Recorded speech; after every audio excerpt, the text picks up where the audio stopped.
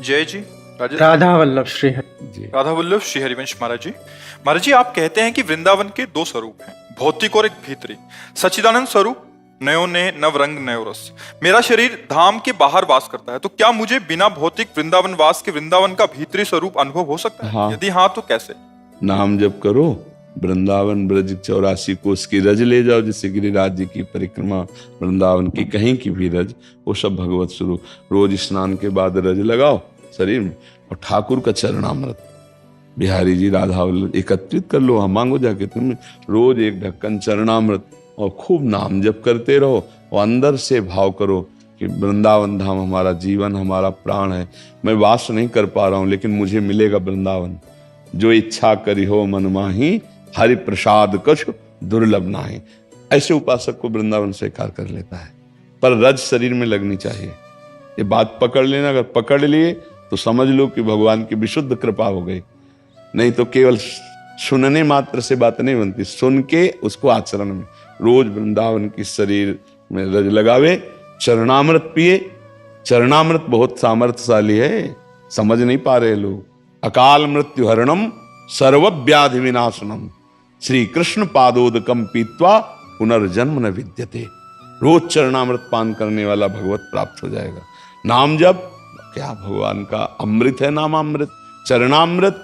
और ये जो रज है, चरण रज, ये बड़े बड़े महापुरुषों की है, बड़े बड़े प्रेमियों के आंसुओं से भींगी हुई रज है। यहाँ सब प्रेमी जन ही हुए हैं। कोई विरहाग्नि से अश्रु प्रवाह, कोई आनंद में प्रफुल्लित होकर अश्रु प्रवाह, और महापुरुषों की चरण रज, और प्रिया प्रीतम खेलते हैं इसी रज में। तो वो रज हमारे शरीर से लगी हुई, और जिह्वा में राधा राधा राधा, और आश्रय कि मुझे जरूर वृंदावन मिलेगा। आशा, ये आशा पक्की, तो चाहे जहां शरीर छोड़े वो वृंदावन को प्राप्त होगा। और कभी कभी जब समय मिले तो आ जाया करो वृंदावन। दर्शन कर गए और अपने सीसी कैमरा में भर ले गए, और रोज आ जाया करो। कैसे? भाव से।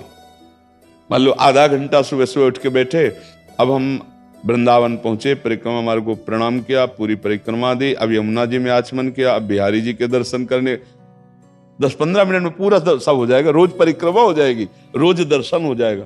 और अमुक जगह गए, फिर उनके संत को प्रणाम किया, फिर वो हमारी तरफ देखे, फिर पूरा मन से जैसे।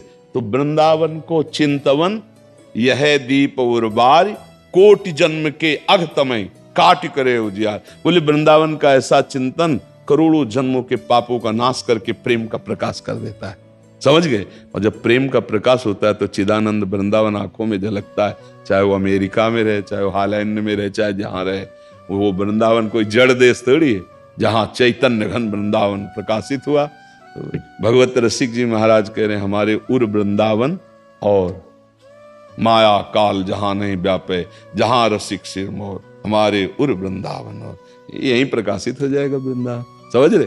हाँ, खूब नाम जप करो, रज लगाओ, चरणामृत पियो, और भगवद आश्रित होकर कर्तव्य कर्म करो। माता पिता परिवार को सुख देने के लिए धर्म पूर्वक मेहनत करके धन कमाओ। हाँ, जो पद मिले, जो सेवा मिले, भगवान को समर्पित करो। भगवान की सेवा है, पापाचरण ना हो, बढ़िया काम बन जाएगा। ठीक है? देखो गीता वाटिका गोरखपुर में है ना, वहीं वृंदावन का अनुभव राधा बाबा, भाई जी महाराज और भी महाभागवत जन कर जो किए, कर रहे और करते रहेंगे। तो वृंदावन की रज का सेवन हो। देखो वहां गिरिराज जी का स्थापन किया बाबा ने, ब्रज रज वहां पड़ी हुई है, यहाँ की रज लेके सब। ये तो ये रज का सेवन, चरणामृत सेवन, तो आप वृंदावन वासी ही माने जाओगे, क्योंकि रजोपसेवी हो और वृंदावन की आशा है। तो जिसकी जहां आशा होती वो वहीं जाता है।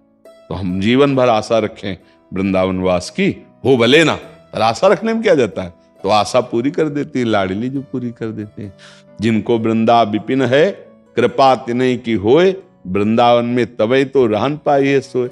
हम श्री किशोरी जी से आशा करते रहें, वो पास कर देंगी। तो शरीर रहते या शरीर छूटते वृंदावन की प्राप्ति हो जाएगी।